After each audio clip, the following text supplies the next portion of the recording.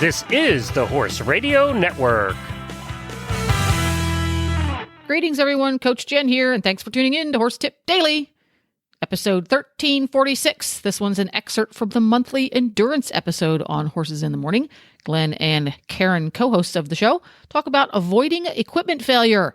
And we'll get right to our tip after we hear from today's sponsor, Wintec.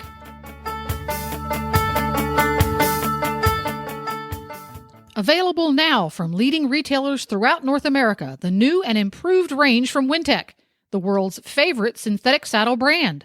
Combining hard-wearing materials with best-in-class technology, the range of new and improved Wintec saddles now has something for every discipline, conformation, and budget.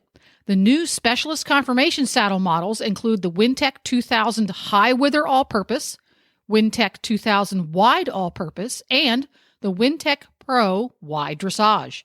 And that's not all. Improved comfort for you and your horse with super soft panels that mold in and around your horse's working muscles for a closer, more stable fit. Plus, the amazing new saddle flap that contours around your horse, channeling your thigh to improve contact. Head out to your local retailer and have a sit in one of the new and improved Wintec saddles, or visit them online at WintecSaddles, that's saddles plural, .us. WintecSaddles.us.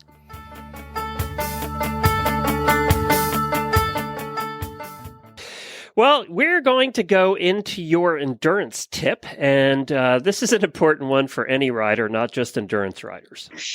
Exactly. I was going to talk about avoiding equipment failures because we've all had them, and a lot of it can be avoided simply. I mean, I've seen riders, they get out on a ride like, say, Tevis, and they've only gone 10 miles and their stirrup breaks.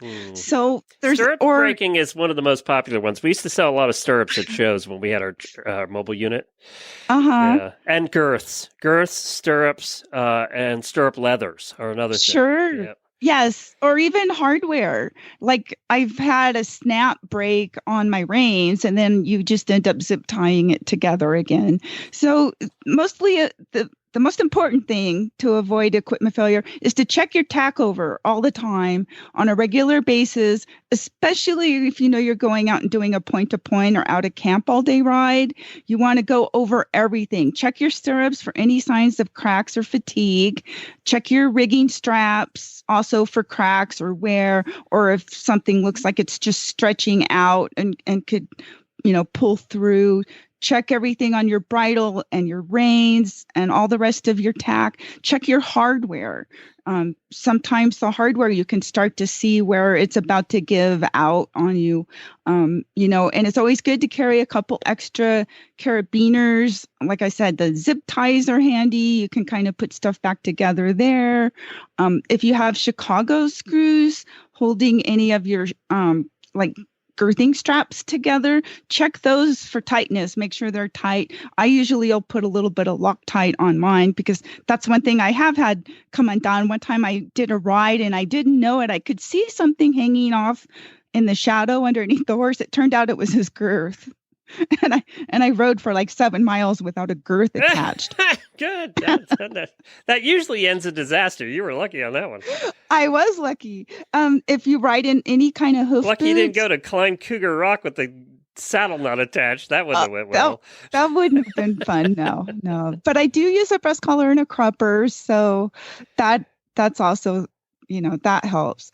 But on the hoof boots, any hoof boots, check them over. Make sure you see if there's any signs of stress, cracks, fatigue, and especially frayed cables, especially if you're going out on a rocky ride, because you don't want to start with the frayed cable. You're going to want to get that fixed. So you switch to another boot. Some items, it's always good to carry extras in your trailer with you if you're traveling and going to rides and events, such as an extra set of reins, an extra set of stirrup leathers, an extra girth or two, carry extra hoof boots, or if you shoe your horse.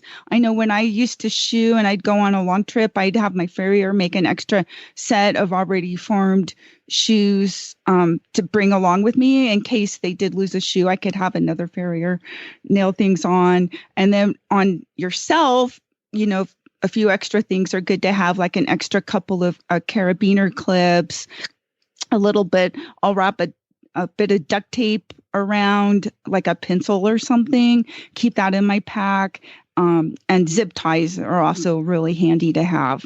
And but the most important thing is to just check everything over. Get in the habit of checking everything, looking for fatigue, especially on the stirrups. I've seen several of those different types over the years break, and that's no fun. No, not for the next 30 miles till you can get a replacement set. Yeah. Exactly. And you don't want to not complete a ride because of something like an equipment failure that could have been completely avoided. So, what do you carry on you? If you were going to give us a list of the things you carry on you or the horse, in the pack. On me, mostly it's my vet card and my map. I don't really carry a lot on my person. Okay. But I've been fortunate. My horses haven't ever gone off and left me. Yay. And if I have a cell phone, I'll carry my cell phone.